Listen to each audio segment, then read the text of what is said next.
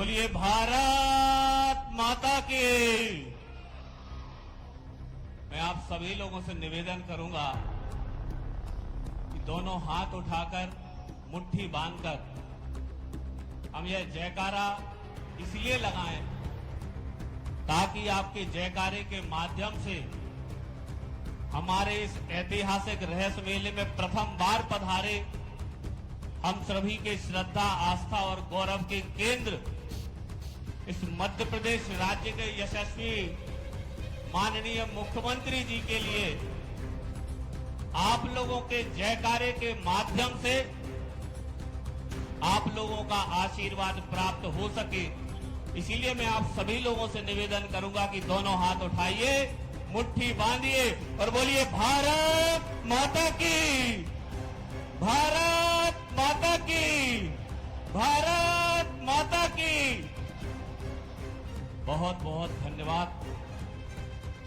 आज हमारे इस ऐतिहासिक रहस्य मेले में जो 200 से ज्यादा वर्ष पुराना है, महाराजा मर्दन सिंह जूदेव जी ने जो हमारे इस क्षेत्र के राजा रहे, अपने राज्याभिषेक की स्मृति में जिन्होंने यह मेला शुरू किया था, उस मेले में आज हम सभी के लिए बड़ा सौभाग्य का दिन है कि मुख्यमंत्री बनने के बाद हमारे यशस्वी आदरणीय डॉक्टर मोहन यादव जी का पहली बार शुभागमन हमारे इस नगर में हुआ है, हमारे इस रहली क्षेत्र में हुआ है। दोनों हाथों से तालियां बजाकर आप सभी लोगों से निवेदन है कि आदरणीय मोहन यादव जी का स्वागत करें। साथ में विराजमान जिनका भरपूर सहयोग हमें इस मेले में मिला, मध्य प्रदेश शासन के कैबिनेट मंत्री आदरणीय ऐदल सिंह कंसाना जी का भी मैं समस्त रहली विधानसभा क्षेत्र वासियों की ओर से बहुत बहुत स्वागत करता हूं, वंदन करता हूं, अभिनंदन करता हूं। हमारे पड़ोस के ही हमारे बड़े भाई जिनका सदैव स्नेह मुझे मिलता रहा, मध्य प्रदेश शासन के संस्कृति एवं पर्यटन मंत्री आदरणीय धर्मेंद्र सिंह लोधी जी भी हमारे बीच में उपस्थित हैं, उनका भी बहुत बहुत स्वागत है, वंदन है, अभिनंदन है। हमारे दोनों सांसद द्वय आदरणीय राहुल भैया, आदरणीय बुआ श्रीमती लता वानखेड़े जी, आपका भी बहुत बहुत स्वागत, वंदन, अभिनंदन है। हमारे वरिष्ठ नेता आदरणीय भूपेंद्र सिंह जी, आदरणीय ब्रज बिहारी पटेरिया जी, आदरणीय वीरेंद्र सिंह लंबरदार जी, जो विधायक के रूप में हम सभी के मध्य उपस्थित हैं, उनका भी बहुत बहुत स्वागत है, वंदन है, अभिनंदन है। आदरणीय हमारी सागर की महापौर संगीता तिवारी जी, आदरणीय गौरव शिरोठिया जी, आदरणीय प्रभुदयाल पटेल जी, आदरणीय रानी कुशवाहा जी, आदरणीय श्याम शिवहरे जी, दोनों ही हमारे नवनियुक्त जिलाध्यक्ष, उनका भी बहुत बहुत स्वागत, वंदन, अभिनंदन। एवं इस मेले में उपस्थित आप समस्त मातृशक्ति वरिष्ठ जन, समस्त जनप्रतिनिधियों का, पूर्व विधायकों का, पूर्व मंत्रियों का मैं बहुत बहुत स्वागत, वंदन, अभिनंदन करता हूं। आदरणीय मुख्यमंत्री जी, आपको एक बात बताना चाहता हूं। आज मातृशक्ति को इस कार्यक्रम में उपस्थित नहीं होना। ये कार्यक्रम किसान सम्मेलन था, हमारा मातृशक्ति का कार्यक्रम कल है, आजीविका सम्मेलन के रूप में, लेकिन केवल और केवल आपके आने की सूचना के कारण हमें इतने मैसेज आए, इतने संदेश आए, इतने फोन आए कि आज हमारे मोहन भैया आ रहे हैं तो उनकी बहन सुभद्रा मैया जरूर इस कार्यक्रम में आएगी। इतनी बड़ी संख्या में मातृशक्ति आप सभी को आशीर्वाद देने के लिए यहां पधारी। इतने अल्पकाल में, अभी मात्र 1 वर्ष ही हुआ है आदरणीय मोहन यादव जी को मुख्यमंत्री बने हुए, लेकिन मोहन भैया का इन सुभद्रा मैया से जो रिश्ता बन गया है, वह ऐसा लगता है कि 7 जन्मों का भाई बहनों का रिश्ता हो, जन्म जन्मांतर का भाई बहनों का रिश्ता हो। ये व्यक्तित्व की विशेषता होती है।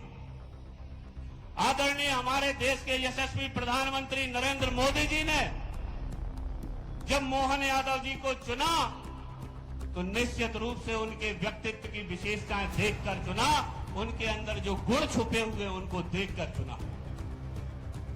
आपको ध्यान नहीं होगा माननीय मुख्यमंत्री जी, जिस दिन आपके नाम की घोषणा हुई थी, मैं सर्किट हाउस में आपसे भोपाल मिलने गया था, आपको गुलदस्ता भेंट किया था। आपने कहा था कि मैं कल घर आऊंगा और भैया से मिलूंगा। मुझे बहुत आश्चर्य हुआ।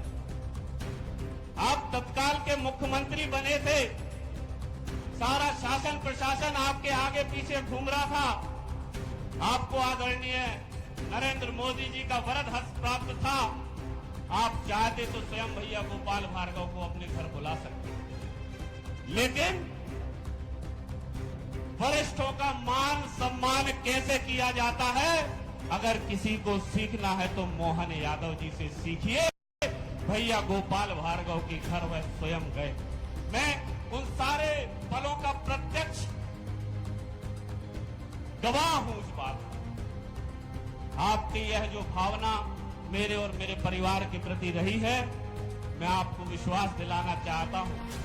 इस भावना के कारण आज से पूर्व हमारा रेहली विधानसभा क्षेत्र गोपाल की नगरी और गोपाल का क्षेत्र कहलाता था। आज से यह मोहन गोपाल का क्षेत्र और मोहन गोपाल की नगरी गड़ाकोटा और रेहली विधानसभा क्षेत्र आपके नाम से जाना जाएगा। यह व्यक्तित्व की विशेषता है हमारे मोहन यादव जी की। आपकी संवेदनशीलता का एक उदाहरण और इस जनता के सामने देना चाहूंगा। पिछले वर्ष हमारी इस विधानसभा में बड़ी दर्दनाक और दुखद घटना हुई थी। एक दीवार गिर जाने के कारण कुछ बच्चे काल कलवित हो गए थे।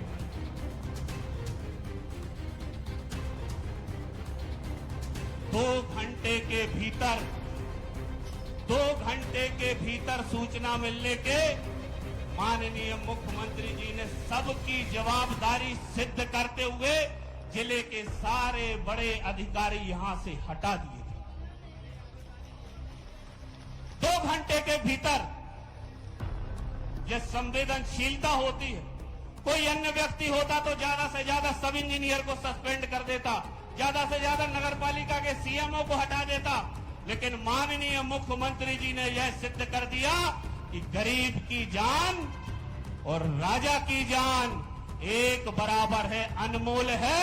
गरीब की जान को हम ऐसे ही जाया नहीं जाने देंगे। ये संवेदनशीलता दिखाने का काम अगर इस मध्य प्रदेश की धरा में किसी ने किया है तो मैं छाती ठोक कर और बड़े गर्व और हर्ष के साथ कहना चाहता हूं कि मोहन यादव जी ने किया है। अभिनंदन होना चाहिए उनकी संवेदनशीलता का। अभी कुंभ जब लोग जा रहे थे, सैकड़ों किलोमीटर का जाम लगा था।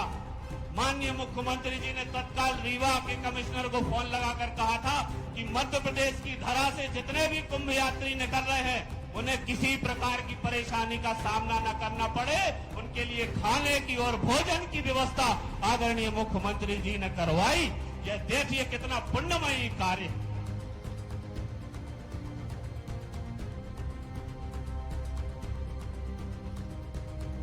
हमारे महाराजा मर्दन सिंह जूदेव के बारे में एक किंवदंती प्रसिद्ध है।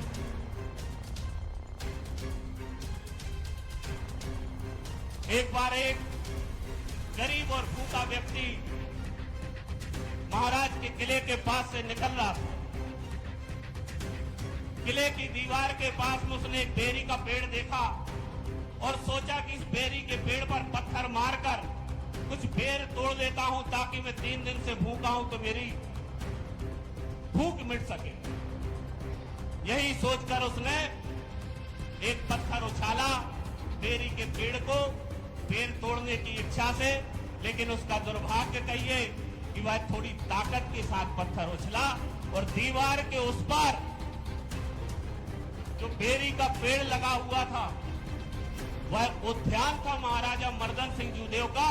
और महाराजा मर्दन सिंह जूदेव उस समय उस उद्यान में अपने दरबारियों के साथ बैठे हुए थे। जब वह पत्थर उछला तो वह सीधा मर्दन सिंह जूदेव के सिर पर जाकर लगा और उनके सिर से खून बहने लगा। उनके दरबारियों ने तत्काल देखा कि महाराज के ऊपर आक्रमण हुआ, हमला हुआ, उनके सिर से खून बह रहा है, तो तत्काल आदेश हुआ कि जाओ उसको जाकर पकड़ो जिसने यह पत्थर उछाला। सैनिक जाते हैं, उस गरीब भूखे को पकड़ कर लाते हैं, दरबारी कहते हैं क्या इसका सिर काट दो, इसको जाकर जेल में डाल दो। महाराज कहते हैं कि जरा रुको, पहले इसकी बात सुनने दो, किस कारण से इसने पत्थर मारा।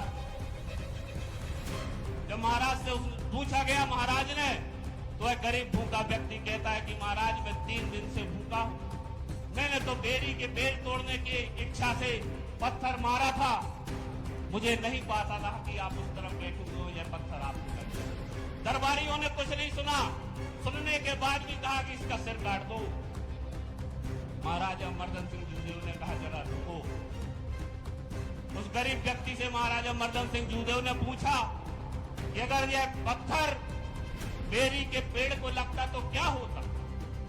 उस गरीब व्यक्ति ने कहा कि यह पत्थर अगर बेरी के पेड़ को लगता तो मुझे बेर खाने को मिल जाते, मेरा पेट भर जाता।